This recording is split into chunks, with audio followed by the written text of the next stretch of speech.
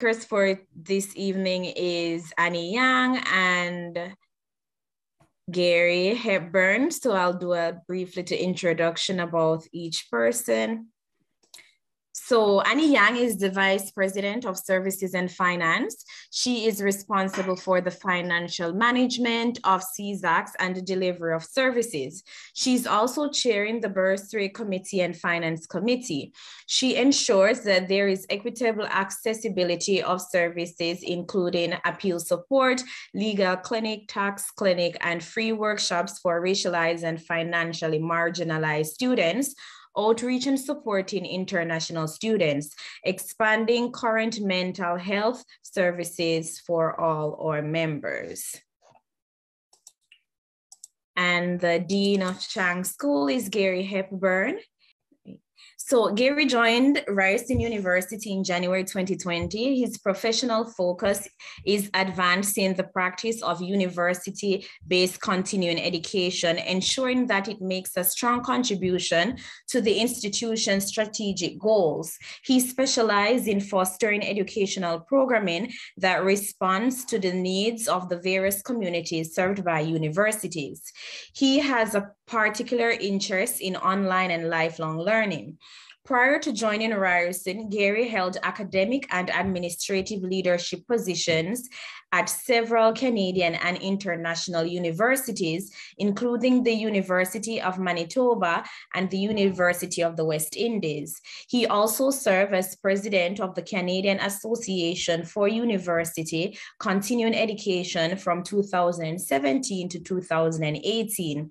Gary holds a doctorate in curriculum and instruction from the University of British Columbia. He also earned a Master's of Arts degree in education from St. Mary's University, as well as a bachelor's degree in science and education from Mount Allison University. I will now read our land acknowledgement and equity statement. We can never work to end systematic and institutional violence if we do not center the narratives of Indigenous people in our collective decision-making for social justice and equity. As settlers in Turtle Island, we directly benefit from the colonization and genocide of the Indigenous people of this land. In order to engage in resistance and solidarity against the injustices inflicted on the Indigenous people, it is imperative we constantly engage in acts of decolonization. Ex-University is in the Dish with One Spoon territory. The Dish with One Spoon is a treaty between the Anishinaabe, Mississaugas, and Haudenosaunee that bound them to share the territory and protect the land. Subsequent Indigenous nations and peoples, settlers, and all newcomers have been invited into this treaty, created in the spirit of peace, friendship, and respect. Student union solidarity is based on the principle that all members are equal and deserve mutual respect and understanding. As members of the student union, mutual respect, cooperation, and understanding are our goals. We should neither condone nor tolerate behavior that undermines the dignity or self-esteem of any individual or creates an intimidating, hostile, or offensive environment. It is our collective responsibility to create an inclusive space for discussion and dialogue. All forms of discrimination and harassment will not be tolerated, nor will hate speech rooted in, but not limited to, Islamophobia, anti-Semitism, sexism, racism, classism, ableism, homophobia, or transphobia. We all have an obligation to ensure that an open and inclusive space free of hate is established. If you are not here in an understanding of good faith, or you have violated this understanding, you will be asked to leave. Now we'll hand it over to our speakers to give a little introduction about themselves. Annie, would you like to go first? Sure. Hi, everyone. I'm Annie. Thanks for being with us here today. So as Olivia has said, I'm kind of the rep for CESAX this evening, and yeah, I'm really excited to kind of chat about CESAX and the opportunities it offers. And I personally find there's always more to learn about Qing School, so really excited to um, listen to Gary speak about Qing School as well. And we also had a fire going earlier. So not sure if you folks saw that. It was really cool. I love that. So yeah, back to you, Olivia. Thank you. Gary, would you like to introduce yourself? Well, sure. And you did hear a bit about me already. Thank you for that, Olivia. And I just want to say how happy I am to be here this evening. I really enjoy these events, and I have an opportunity, although it's getting a little bit late for this now, but maybe a last opportunity to welcome you all to the winter 2022 term. And the Chang School is really pleased, about our relationship with CESAX. I think it's a very good one. But we're also, of course, very focused on students and committed to making the learner's educational experience as seamless as possible. You know, we have a student promise, and part of it is to provide our learners with exceptional services and support. So I do encourage everybody here, if you have any concerns, questions, please contact the Chang School. We're here to support learners like all of you. So, again, wonderful to be here tonight, and I'm looking forward to the conversation. Thank you. So for the first question, I would like to throw it out both to you and Annie. So what excites you most about being at X University? And anyone can answer first. I go first, sure. So as the rep from CESAX and also working on the executive team, so this is definitely coming from a lens of personal bias, but as exciting as I find the wide array of courses and options that I've taken from the Qing School, I think my most meaningful time at X University is definitely being kind of with CESAX and getting involved in all its different kind of opportunities to apply myself, both when I was a member and just kind of like getting involved in the events and committees, and now kind of like working for CESAX. So that's kind of the student movement and organization is really what excited me and kept me going. So that's what's that's for me the most exciting thing about X University. Thank you. Well, I found it, as you heard earlier, I started in January 2020, and we all know what happened soon after that. So I had a very short time actually on campus with the community when I started at Ryerson. And since that time, we've been mainly using Zoom and Google Meet to communicate. But nonetheless, what I really do like about Ryerson University X is the energy of it. Like, Ryerson is a university that really does focus on innovation and tries to move itself forward. And it's not easy work because it is complicated. As we know, Ryerson is very committed to EDI work and work aimed at reconciliation. But it's not simple. It's hard work, but I see a community that really does want to take it on and try to do well with this and does make efforts. And I really just like the energy at the place. But in particular, in continuing education, Ryerson has a very strong commitment to continuous learners. It's within its roots. It started out as a career institute through the stages of being a polytech. And it really focuses on many different audiences and tries its best to respond to them. So being in continuing education, I've said it many times, and I truly mean it, that there is no more exciting place to work in continuing education than X University at this point in time. So, I just really totally enjoyed the place. And even in our remote mode, I very much enjoy the place. Thank you. This question is for you, Gary. Students are getting bombarded with information at the beginning of the semester, this session included. How do you recommend processing information and email fatigue? Well, I will say I'm there with you in this case. It's not just the students. And you know what we're in this always on environment where email can come at any given time.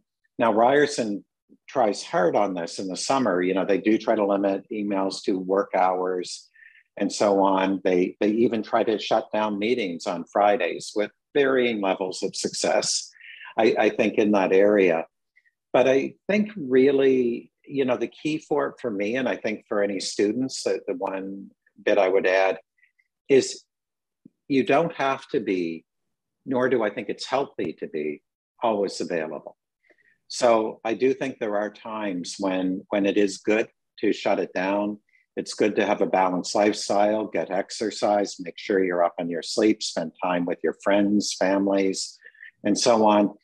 It is easy to neglect those things, I find, when we're in this mode that we've been in for some time. And it is important to recenter on them. You know, I was reminded of it in that I was trying to sort out, I use an iPhone, the various focus settings that are in them now, where you can really choose how you allow your phone to interact with you and the people on the other side of it and applications. And it's really interesting. And I think apps like that to be thoughtfully used so that you can structure and have some control over when you're contacted really do help. But I really, you know, emphasize very balanced lifestyle and to remember it's okay to have times where you're not available. And sometimes, frankly, you just have to say no when asked to do things. It is healthy and important, I believe.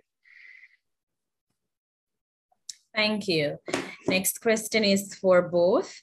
Can you tell us about some of the services available through your departments? Anyone can feel free to go first. Well, I don't know, did Dave ever show up? I don't see him, so I'm not sure. Okay, so a few things, I'll just go over a few things really quickly, and many of you are hopefully aware of the services that the Chang School does offer. If not, we're not communicating well enough and we'll need to improve that. But we do a lot of frontline support, and this would be our client services team that are available via phone, email, and mostly while our building is closed, but certainly as we open up, we'll look forward to being able to put some of that back in place. We have academic and career advising, awards, and financial assistance. And one of our new things that I mentioned at our last Fireside Chat in the fall was we're beginning to roll out what we call the Chang Plus mobile app. And really what we're trying to do is use an app for further engagement with our students. And right now it's starting off rather modestly, and we're trying to interest students in it. So I encourage you all to download and try out the app. But we intend to add a lot more services for that. And, you know, really we're hoping it will facilitate community connections and even different events, options, value-added things that we can offer our students. So many things, but I would be pleased to hear that you're all already aware of those. That would be wonderful. Thank you. Yeah, thanks, Gary. So from a student union perspective, I think, yeah, our services are pretty complementary to the Chang School. So we do also have a different financial assist options. So I think we'll talk about that more in upcoming questions.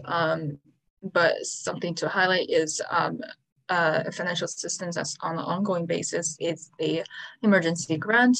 And that is more intended for kind of emergency, but for example, we kind of recognize that during this winter month, there are kind of more emergent situations that folks may find themselves to be in. So the emergency grant is available for that kind of season-specific kind of application as well. And we do also have a legal clinic, kind of headed by our amazing lawyer, Bill Reed, and that is open to our members. So I think that's also kind of like a under kind of advertised or promoted services sometimes, but it's like really I think an important service that we offer. And also we do have kind of like tax assistance. We usually run tax clinics on an annual basis. But this year we've unfortunately we had to kind of go virtual, but we do kind of have different services available. We have through a discount code, you can get the free version of U-File, which is an online tax filing service. And you can also, will promote different in-person tax clinics as well. And also something more specific for the part-time students is the health and dental plan that you have the option to enroll in or out, but we're also always looking for improvement on our coverage. So that is always in the change as well. So those are some of our current services, and we definitely have more kind of in the works for the future. So we're always looking to improve our service as well. Thank you. Next question is, what do you think are some of the most hidden or not thought of services that Chang School students can access? Would you like to answer, Gary? Sure. Well, first of all, I'll start by saying I hope they're not hidden. Much like my previous answer, we do want students to know about them and to take advantage of them. But I think really what I would emphasize is the way we're looking at our services. Our continuous learners, as I like to call continuing education students, often have different needs. Some of our learners hardly ever come to campus. They're engaging online, and I'm not just meaning because of the pandemic, but even pre-pandemic and presumably post-pandemic, that will continue. And many are working, and they come to campus for their courses and leave very quickly. So we're doing things like the Chang Plus app to be able to reach out virtually, but we're also really working hard on what sorts of services continuous learners need. So even in career counseling, very often for undergraduate students, that's something that comes, mid-late program as undergraduate students begin to think about finishing their program and getting a job. For continuous learners, what we found is about 73% of our learners already have a degree. And they're coming back to school very often to create professional opportunities for themselves. So the career counseling for them, once they get here, they already know what they're looking for very often. And the career counseling for a continuous learner is probably going to happen as they're making decisions about coming back to university to take continuing education courses.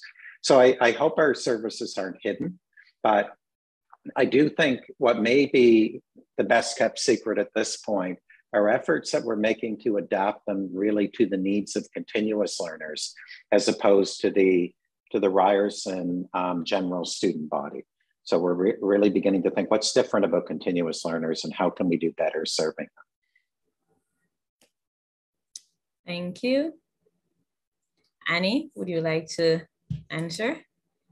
Sure, yes. And I've kind of already mentioned a lot of our services, and I think one that I forgot to mention that is, I think one of our strongest services, our hidden gem sometimes, is our student advocacy support by Lindo Meselman, our very own student rights coordinator. So from the student's perspective, I think that's just a really strong support for any type of disciplinary action, such as appeals writing and prepping for kind of court if you do kind of are called to do that.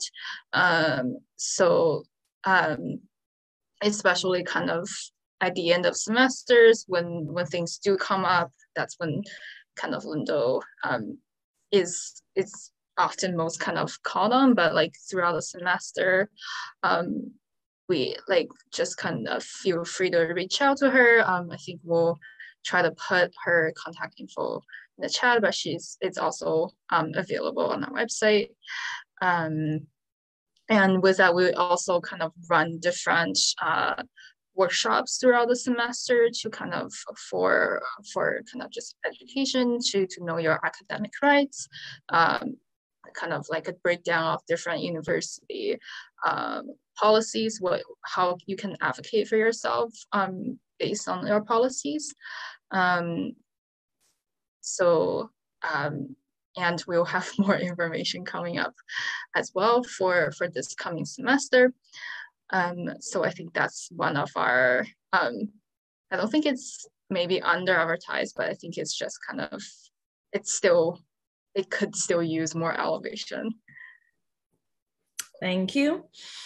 What is the difference between taking one class and completing a certificate course? Gary? Well, you know, many of our students are interested in a course or a limited number of courses. And I think they're very helpful. They're often focused on particular topics. But really, as you get to enrolling in a certificate, you begin to get a more comprehensive understanding of a particular area. So, you know, I think it really depends on what a student is looking for. And of course, we're always happy to see students enrolled in certificates, but we do understand that perhaps that isn't something that students need. You know, one problem we have, I don't think it's a problem, actually, it's a good thing. So let me rephrase. But many of our students start out intending to do a certificate, often, as I mentioned earlier, with career goals. And they find that whatever they were trying to achieve career-wise, they do achieve before they finish their certificate. And sometimes they do stop. So, you know, kind of purpose served at that point. But it is really that more comprehensive understanding. And very often, you know, some of our certificates are used for laddering purposes. So there's a relatively small number, but we have significant enrollment in them. Of certificates that really do bridge into university undergraduate programs. In that case, we typically see students complete them because their goal is to get into the university and they do need to complete it for that. But again, I think the answer is really in a more comprehensive look at a discipline, profession, or area with a certificate as opposed to a single course. Thank you. Annie, any input? Sure. So I think as also a student who has taken school courses, I think kind of the aside from what Gary kind of already mentioned, I think from a financial perspective, as a certificate student, you are eligible for OSAP, and as just kind of like a one course kind of as a student just taking course by course, you're not. So kind of based on each person's circumstances, perhaps like also taking that into consideration. So I think the funding still kind of depends on your course load, but you're automatically eligible if you are enrolled in their certificate. Thank you. What are some of the financial aid programs available for Chang School students? Gary?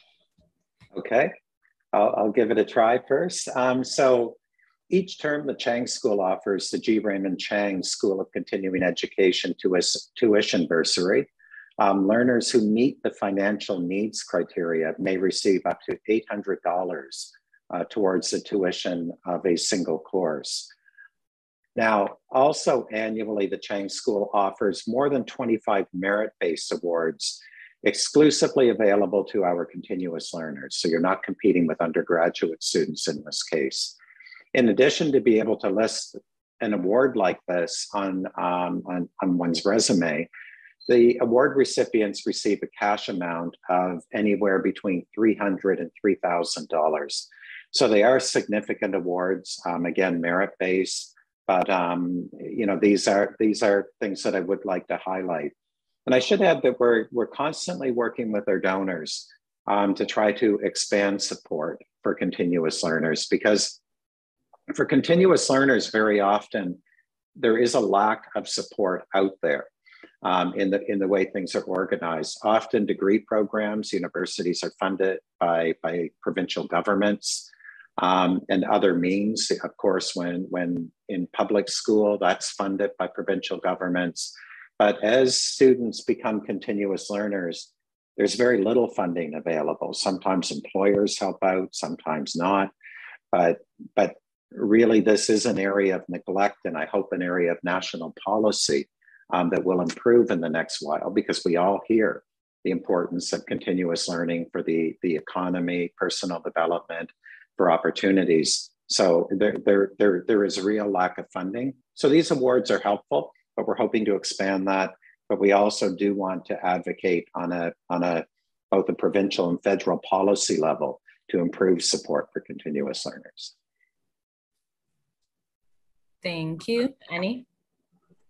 Yeah, also thank you, Gary, for yours and Chain School's advocacy. I think that's just really important. And we as a student union also kind of see students struggle, and we just really are happy that we have kind of advocates and voice kind of the need for more funding for continuing education students. So as a student union, we do also have several financial assistance programs. So we do have academic as well as more needs-based. So we do have the CESAX bursary that is open semesterly, that is worth $500 per applicant. So currently, the winter semester bursary is open until February 11th. So that's something that is we are receiving application right now. And for more needs-based bursary, we do have the emergency grant that is also worth $500. And also we have this upcoming, we're working to bring in a new category of bursary of equity grant. So it is more for the equity deserving, certain equity deserving groups that we have kind of selected. And the applications are going to be available in February. And it's worth $250 per student. So this will be a, so the latter two are not really near merit or scholarly based, and they're more needs based. So kind of all our members are welcome to apply. Thank you. What are some of the, so if a student wanted to get involved at X University, what are some of the best avenues to get involved, specifically for students working other jobs or with other time commitments? Annie? Sure, I can go first. So for Chain or CESAX members or Chain School students, I'm sure there are other campus groups that you can get involved in as well. So, but we're just going to talk more about CESAX here. So I think the easiest way really is to reach out to us if you're interested. We always love to hear from you and talk to you first, and we can kind of direct you and customize kind of your interests and your time. And so as opposed to kind of just like slotting you in certain spaces, like we would love to get to know you in person or virtually, but kind of like more communication. And we, CESAX is kind of known for its committees and its student enrollment, particularly Equity and Campaigns Committee, our Events Committee, etc. So for our campaigns and equity kind of committee, we do have many working groups at the moment. We work with a wide variety of different initiatives on social issues. So really kind of depending on your interest, we have a harm reduction working group at the moment, and things that we have done in the past include naloxone training, harm reduction kids assembly and distribution, and kind of know your rights trainings. And with the provincial elections coming up, we CESAX also has a working group on that, kind of mobilizing kind of student voters and education around the elections and the candidates. So we are kind of very involved in current issues, for lack of a better word. So we also have more policy and bylaw-based committee for kind of folks who are more interested in bylaws.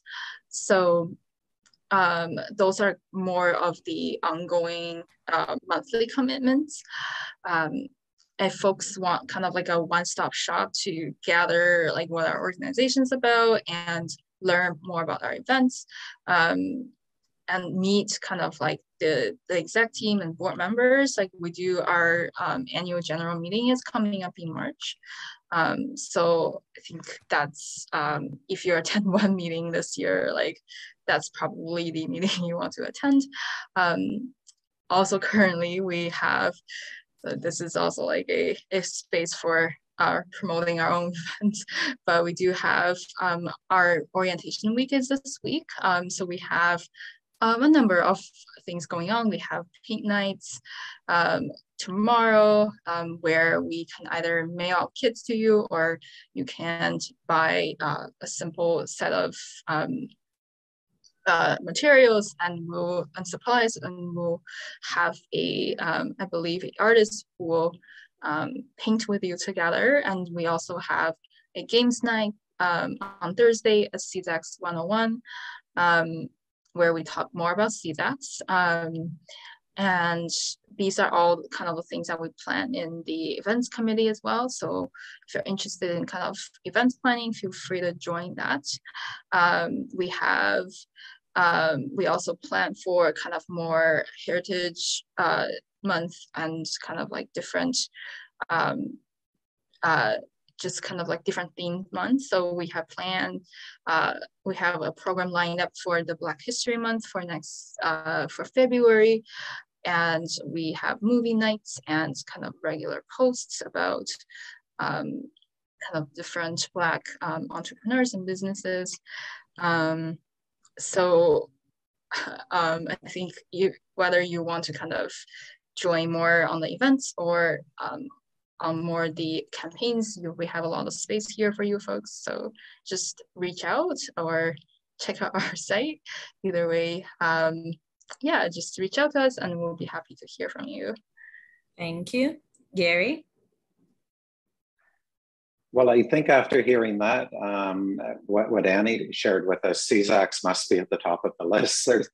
It's amazing what goes on, and what the opportunities for involvement are. So it's really an impressive kind of ways to engage students and to involve them. So, really congratulate CESAX on that.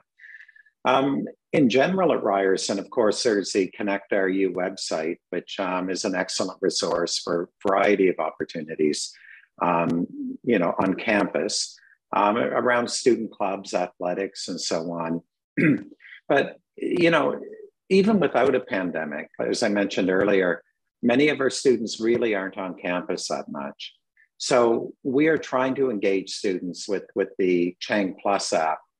But we're also thinking hard, as I've been talking about, well, what do continuous learners, how would they like to engage with the campus? Because, it's very it's often very different, the experience that a continuous learner has with the campus than an undergraduate student. And we're really trying to think carefully about how we might engage students and plan events that do respond to them. So again, the Chang Plus app is a way this can be done. But, you know, really with an app, it's what you make of it, that, you know, there are various functions it can have. And we're going to try out different things. We'd like to be able to put communities together. They may be around an area of study or a course that students are in, but it could be interest-based because, you know, learning, especially when you can't come to campus, can be a very isolating activity. For some of our students, they're probably the only ones they know that are taking a course currently.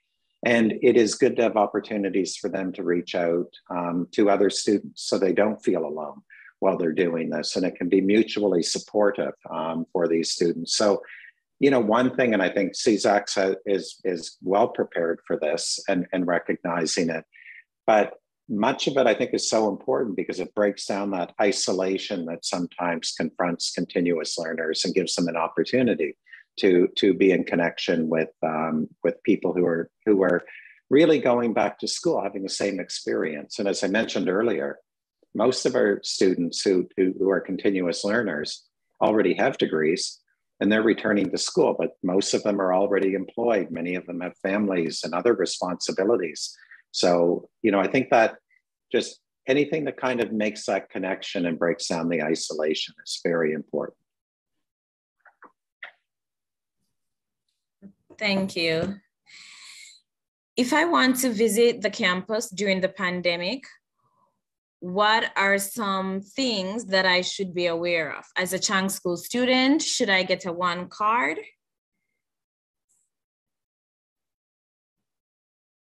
Gary, would you? Okay. I'll give that a try. Well, the first thing learners should be aware of is that the campus isn't really available to our learners until January 30th.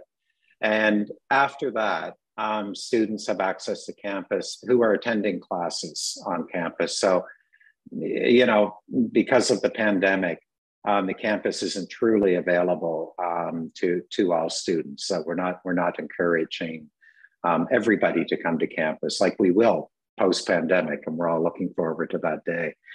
But, you know, for students who are accessing campus, some things to know, you know, one, it's important to be fully vaccinated. They must be to come to campus. They are required to complete a health screening form before accessing campus each day. And a mask protocol is in effect while indoors on campus. As far as a one card goes, it is optional for Chang learners. However, to access any of the buildings on campus during this time, learners will need a one card. The one card office will only issue cards to learners who are currently enrolled in courses this term. And it would be important to visit the one card office or its website for details, because of course, service levels are a little bit different right now. And then there are these protocols that need to be observed to even show up and get a one card. So yes, we continue with the pandemic, and we're in this time where campus access is complicated and somewhat difficult, but here's to hoping that this doesn't last too much longer. Thank you. Annie?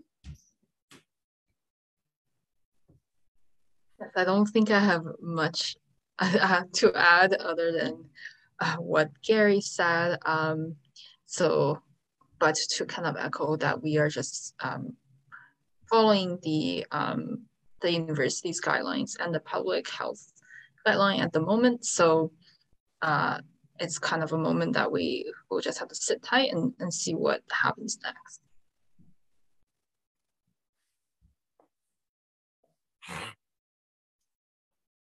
Thank you. If I had an issue with my instructor, how should I go about addressing the situation? I'll take out. Oh, you want to go first? Go ahead. Sorry. No, that's fine. If I jumped in too quickly. Okay. You know, the first recommendation is try to work it out with your instructor. Sometimes things can be solved. Sometimes there's a misunderstanding, and very often that's the easiest way to do it. So, my recommendation is begin there. But sometimes issues that come up are more serious, or students have already tried to resolve the issues with their instructors. And at that point, it would be important to move on to the Chang School at this time. So our customer services people can often help with this. And the email address is ce@ryerson.ca. And that's where issues can be taken care of. Again, we often begin by trying to informally resolve issues that do come up. But if it comes down to appeals or things get more serious, we will certainly advise students on what their options are. And I know probably Annie can do that, because I know CESAX is often instrumental in resolving issues when they do arise. But again, the thing I do want to emphasize, begin with the instructor. But we would really appreciate it, if also we had an opportunity, if that doesn't work, to become involved. But I'll stop there and turn it back to Annie, because I know CESAX often is very helpful to students when there are problems that arise. Sure, thanks, Gary. And I agree with you that it's definitely kind of a beginning to start with your instructor to kind of hopefully look at the issue together and try to find a resolution. But at the same time, also kind of know who you can reach out to. I think it will also help with that level of safety and comfort, knowing that if things does get kind of out of hand, or there doesn't seem to be a resolution, that you can have options. So Chang School is a great option, and we also at CESAX we do have all kinds of support for you as well. So I think there are kind of different support available, and I think just knowing that will allow you to also not put yourself in like, okay, I have to maybe compromise or settle for something that I feel that is not less than what I deserve. So we do, as Gary said, we do have again, a academic coordinator, or academic rights coordinator. Words is escaping me at the moment. And her contact information is again put in the chat. So Lindo Menzelman, she is an amazing support, and she can really kind of help you to navigate kind of the different steps that you can take. But if she's also a great person, if you would just like to have a chat about the different avenues that you can go about, and you may end up still going back to communicate with your instructor, but just know that we do have Lindo and other staff and execs that you can talk to. And I think this is a time where students can feel very isolated because they're not really in touch with their other classmates and not really in touch with the school. So knowing who you can reach out to and having a support could just be very comforting and very important. So throughout the semester, we do encourage you to reach out to us, to reach out to Chang School, reach out to your other classmates, and kind of try to resolve the issues differently. Thank you. The university is pursuing changing the name of Ryerson University. What does this mean for my certificate or degree? Would you like to try, Gary? Sure. Well, I think one part of the answer is not much. You're still going to get the same education. You know, in terms of what you experience, what you learn at the university, no matter what its name is, will be the same. So this is an institutional name that we are talking about. The university is committed, as I think we all know, to changing its name. And we're kind of waiting to hear what that is. I think they're beginning to review information right now. And, you know, what could happen is there may be a different name on the certificate when it comes through, but that's complicated because universities are founded by provincial legislation and given their names in that legislation. So some universities that have historically changed their name sometimes go back and open up the legislation that created them. Some of them don't. So, you know, in that case, I believe the parchments, like the actual certificate or credentials that you earn, may hold the old name with it. But I don't quite know what Ryerson's intent is, and I'm not sure if that's been decided yet. But as we all know, Ryerson is intending to have a new name in the relatively near future. And presumably that name will be attached to not only just the university itself, but the credentials that are earned at the university and so on. So we're going to go through this interesting time, assuming that the credentials do have a new name, which people 1 year are going to have credentials with Ryerson University, and the next year they're going to have credentials with another university's name. But the important bit that I do want to emphasize, the institution is the same.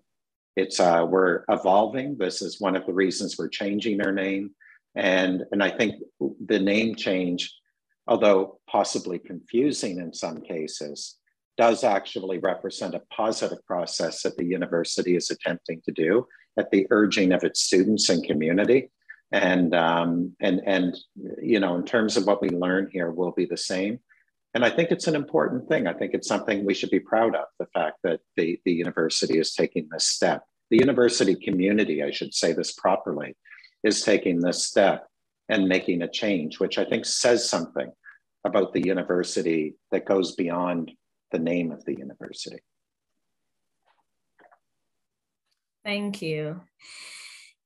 I would, okay, I would just like to add a little bit that for perhaps newer students kind of coming in at this time where X University is transitioning, perhaps not really aware of the reason for the name change or the history of the advocacy and the work that Indigenous student groups and faculty have done, or community groups. Just encourage folks to, if you experience that confusion or you just are curious, but just to look into kind of the reason for the name change and looking at the different the work that was done for the name change and kind of the legacy of the old name and what we're trying to move forward to. I think that's also kind of that piece of education will also perhaps ease some of your anxiety as to why it is being done, and like what might kind of like the letters that might change at the end of your resume or whatever. Thank you. Last question is, what is a student union?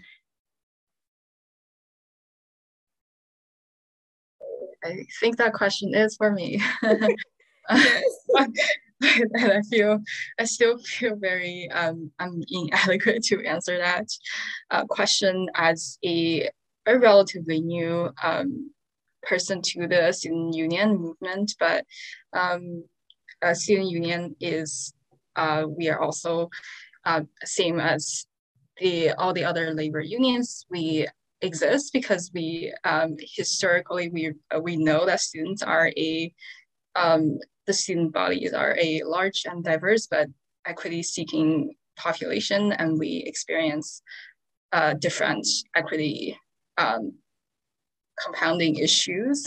So the student unions exist because we want to unite students and their voices, and we kind of exist because of you, and really wanting to foster a strong kind of advocacy approach. So CESAX is a local student union. We also have provincial and federal kind of student federations that are made up of many local student unions. So there are kind of like different levels of how students are organized and how these issues are being kind of campaigned or advocated. So I think for me, it was kind of incredible to learn a little bit of the history of different student unions, like what we do, what we can accomplish together as students to advocate to the local and provincial governments kind of fighting for our rights, but also to perhaps sometimes school administrations when things are not right for our students. So that's a very, very broad brush of what a student union does, but we are here because we want to represent you, and we care about your issues. So again, very, very broad kind of definition. Thank you. So we're at the end of the Fireside Chat, but we're open now to any questions if anyone want to ask Gary or Annie any question.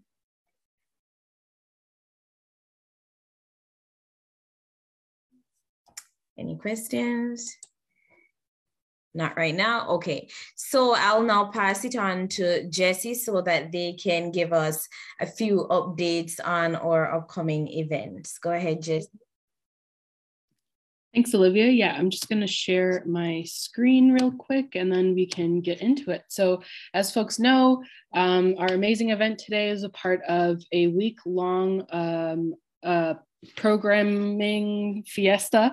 I don't know what I'm saying right now, sorry. But we have our CESAX winter orientation happening this week, lots of different fun events happening. Tomorrow night, we have paint night happening at 5 p.m. with the Early Bird Sings, who is a musical artist and visual artist, will be leading us through a wonderful chill evening of painting and listening to some relaxing music. On Wednesday, we're changing it up a little bit. We have games night happening. So we'll be playing a few different games on Jackbox, and there will be lots of opportunity to win prizes both throughout the week and at games night as well. We have an awesome board game prize pack, a card game prize pack, some gift cards up for grabs. So definitely make sure to check it out and join us. These are all virtual events, so you'll be joining us over Zoom. On Thursday, we have two events. We have our CESAX 101, which is an info session about the union. So if you didn't get enough information today about the union, or if you missed our event today, you're able to join us again on Thursday for some additional information. And then later that evening, we have a drag bingo event hosted by Erin Brockovich, who is a local Toronto drag-based performer. And the RSVP link, I believe, is in the chat. You can also find it on our website and on our social medias. But as I was saying, we have lots of different fun and amazing prizes to win. We have grand prizes that you can win just by attending events throughout the week, including a Chromebook prize pack, an AirPods prize pack, some Presto gift cards, lots of really fun and cool stuff to win. To enter the draw for these prizes, I'm just going to include a link in the chat now.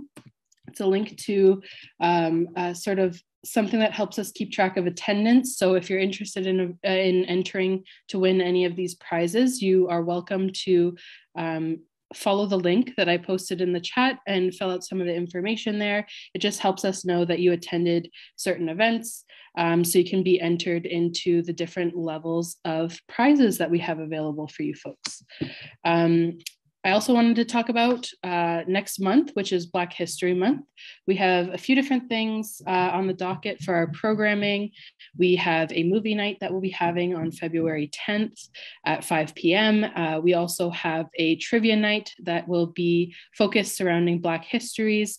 And that is on February 16th at 7 p.m. You can RSVP for those online as well. I believe the events will be linked in the chat as well. And then throughout the month, check out our social media. We'll be posting different facts about Black histories, both in Toronto and across Turtle Island. We will be talking about different Black inventions, entrepreneurs, lots of different information available, as well as publishing a resource list for folks to check out different podcasts, shows, movies, videos, anything you can think of. If it's created by Black folks for Black folks, we'll be providing resources for those. And then finally, just some, how do I go back? Just some last minute events as well coming up beyond orientation week. We have volunteer training. So if anyone is interested in joining us as a volunteer, please do check that out. This is going to be an introduction to that program. You get to find out all the fun, cool perks that you get as a CESAX volunteer. And then on February 2nd, we also have a Navigating Academic Success session, which will be focused on mental health and academic consideration requests. Finally, I'm almost done. We have other opportunities to get involved or to have your voice heard. And those are through the following opportunities. So the first one is more so of a notice, just so you know, the appeals deadline for fall 2021 course and academic standings is Thursday, January 25th. Tuesday, January 25th, which is tomorrow. So be sure to check that out if that applies to you. You can also apply to our CESAX Winter Bursary, as Annie was talking about. The link will be in the chat for that.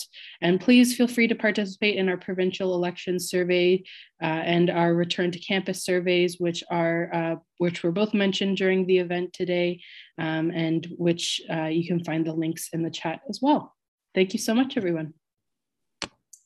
Thank you, Jessie. And just before we close off everything, I just want to say a special thank you again to Gary and Annie for doing the Fireside Chat with Chang School. As usual, Gary, it's always a pleasure to have you. Thanks everyone for coming out. This was a fun event, and please enjoy the rest of your evening. Have a good evening, everyone.